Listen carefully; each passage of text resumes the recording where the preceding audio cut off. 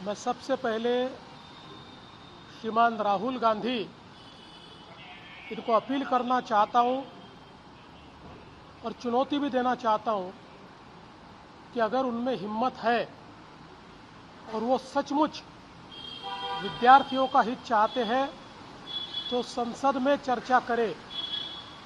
अगर लोकतंत्र मानते हैं, संविधान में विश्वास है, लोकतंत्र में संविधान में चर्चा की सबसे महत्वपूर्ण जगह और निर्णय की सबसे महत्वपूर्ण जगह ये संसद है। आप क्यों भागते हो चर्चा से? क्योंकि आपको डर है कि आपकी पोल खुल जाएगी। जिस प्रकार से आपके शासन में कर्नाटक में पेपर लीक हुए, जिस प्रकार से आपके शासन में तेलंगाना में पेपर लीक हुए, राजस्थान में जब आपकी सरकार थी 8 बार पेपर लीक हुए, और इतना ही नहीं तो पंजाब के आपके शासन में भी, आप पार्टी के शासन में कम से कम 3 बार पेपर लीक हुए। केवल हमारे जो विद्यार्थी है इनके कंधों पर बंदूक रखकर राजनीति करना बंद कीजिए। अगर आपके पास सवाल है तो जवाब मांगिए, अगर सुझाव है तो सुझाव दीजिए और उस पर अमल करने के लिए सरकार को मजबूर कीजिए। लेकिन आपको किसी भी छात्र से कोई लेन देन नहीं है, आपको कोरी राजनीति करनी है। इसलिए मैं वापस कहता हूँ, ये भगोड़ापन छोड़िए और संसद में आकर चर्चा करने की हिम्मत दिखाइए। राहुल गांधी और विपक्षी नेताओं को ये चुनौती है कि आप संसद में आकर चर्चा करके दिखाइए।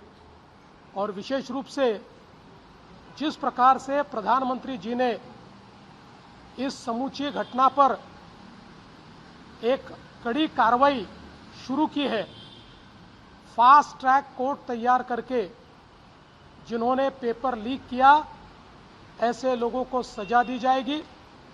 नीट की री एग्जाम भी बिना किसी मसले के पूरी की गई है, जिससे आगे के एग्जाम का रास्ता भी खुला है। मुझे ऐसा लगता है प्रधानमंत्री जी पर विश्वास रखना चाहिए। जिस कांग्रेस की सरकार में, यूपीए की सरकार में शिक्षा का बजट मात्र 8,000 करोड़ रुपया होता था, आज 1,39,000 करोड़ रुपए पर यह शिक्षा का बजट पहुंचा है। देश में जो हमारे आइकॉनिक इंस्टीट्यूशंस है, आईआईटी हो, एम्स हो, अलग अलग प्रकार की इंस्टीट्यूशंस में अवसर खुले हैं, उसका विस्तार हुआ है। विद्यार्थियों के हित की बात ये मोदी जी की सरकार ने की है। इसलिए मैं वापस कहना चाहता हूं, हिम्मत हो तो संसद में आओ, चर्चा करो। आज राहुल गांधी सहित सर्व विरोधी पक्षाला माझं आव्हान आहे, पळपुटेपणा सोडा आणि संसदेमध्ये चर्चेला समोर जा। विद्यार्थ्यांचे खरे कैवारी असाल तर हिम्मत दाखवा। लोकशाहीमध्ये निर्णय रस्त्यावर होत नाही, तो संसदेत होतो। जर देशाच्या संविधानावर विश्वास असेल तर संसदेत चर्चा करा। उत्तर पाहिजे असतील संसदेत मागा। तुमच्याकडे जर काही कल्पना असतील, संकल्पना असतील तर त्या प्रत्यक्षात आणण्याकरता सरकारला मजबूर करा। पण आंदोलनाच्या भरोशावर आपली राजकीय पोळी भाजणं बंद करा। या ठिकाणी खरोखर विद्यार्थ्यांच्या हिताचे निर्णय घ्यायचे असतील तर चर्चेच्या माध्यमातूनच ते होतील। मोदीजींनी विद्यार्थी हिताला सर्वोपरी ठेवण्याचा निर्णय घेतलेला आहे आणि विशेषतः पेपर लीकच्या संदर्भात फास्ट ट्रॅक कोर्ट तयार करून या सगळ्या अपराध्यांना शिक्षा देण्याचा निर्णय मोदीजींनी केलेला आहे। मला असं वाटतं की या संपूर्ण प्रकरणामध्ये एक अत्यंत कडक भूमिका मोदीजींनी घेतली।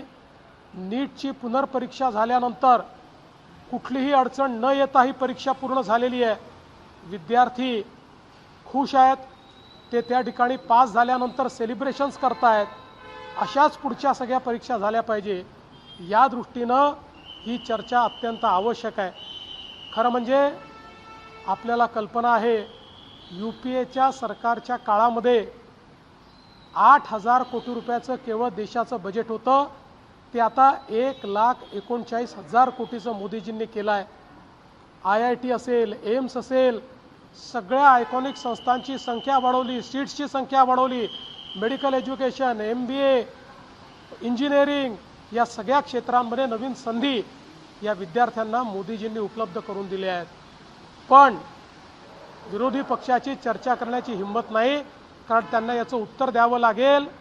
कशा पद्धतीनं कर्नाटकमध्ये पेपर लीक झाला त्यांना उत्तर द्यावं लागेल, कशा पद्धतीनं तेलंगणामध्ये पेपर लीक झाले आप पार्टीला उत्तर द्यावं लागेल, पंजाबमध्ये कशा प्रकारे लीक झाले काँग्रेसला उत्तर द्यावं लागेल, राजस्थानमध्ये त्यांची सरकार असताना 8 वेळा पेपर लीक झाले, त्यांच्या प्रत्येक सरकारमध्ये झालेला घोटाळा बाहेर येईल.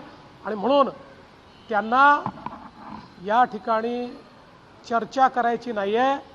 अराजकता हीच केवळ मानसिकता आहे, अराजकतावादी मानसिकतेतनं चाललेलं आहे. येत्या रविवारी मुंबईमध्ये 2 ठाकरे बंधू आंदोलन करतायत. ते म्हणतात की आम्ही विद्यार्थ्यांसाठी आता रस्त्यावर उतरलो.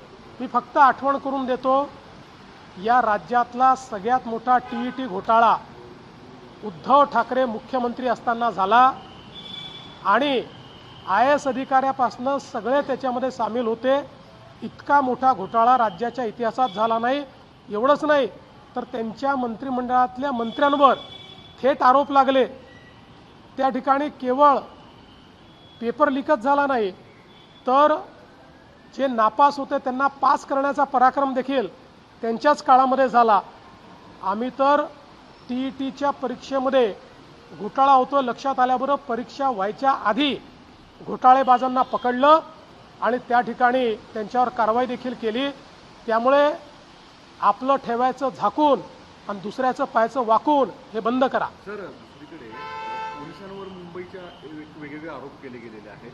काँग्रेस असेल, ठाकरे असतील, यांचं असं म्हणणं आहे की पोलीस ड्रग्सच्या धमक्या देत आहेत, पोरांना मारहाण करतायत. तुम्ही जी चौकशी केली आहे काय आहे? असा एक व्हिडिओ समोर आलेला आहे, त्याची चौकशी चालली आहे. पण चौकशी सुरू असताना त्या पोलिसावर कारवाई करण्यात आलेली आहे आणि त्याला त्या ठिकाणी पोलीस स्टेशनमधून काढण्यात आलेलं आहे आणि चौकशी चाललेली आहे. अनेक ठिकाणी पोलिसांवर सुद्धा मोठ्या प्रमाणामध्ये मारहाणीचे व्हिडिओ समोर येत आहेत. याच्यामध्ये राज्यात सुद्धा अशा दुर्दैवाने काही लोक या आंदोलनामध्ये ज्या प्रकारे दगडफेक करत होते, पोलिसांवर हल्ला करत होते, मला असं वाटतं की ते कुठल्याही पद्धतीनं विद्यार्थ्यांच्या मागणीकरता आलेले नव्हते.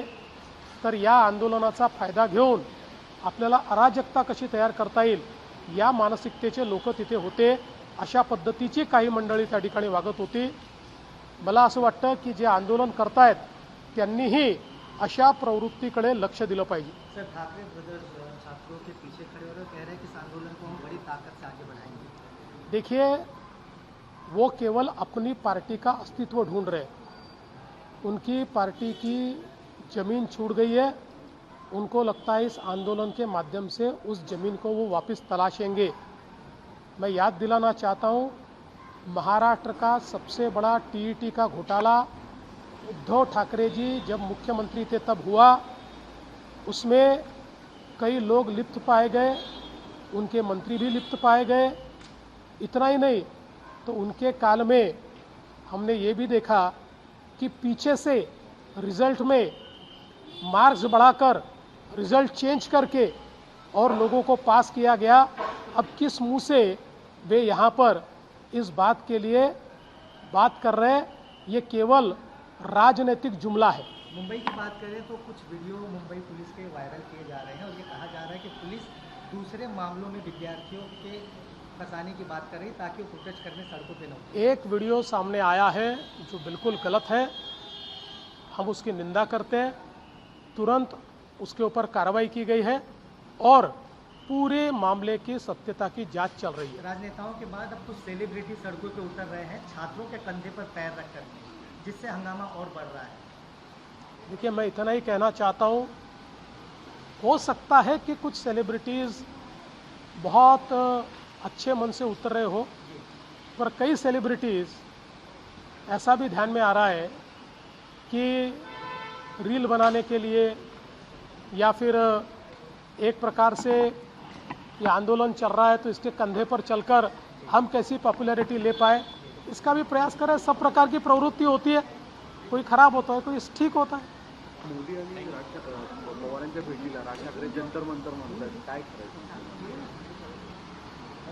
जेव्हापासनं राज ठाकरे आणि पवार साहेबांमध्ये अंतर वाढलं तेव्हापासनं त्यांना सगळं जंतर मंतर दिसतं.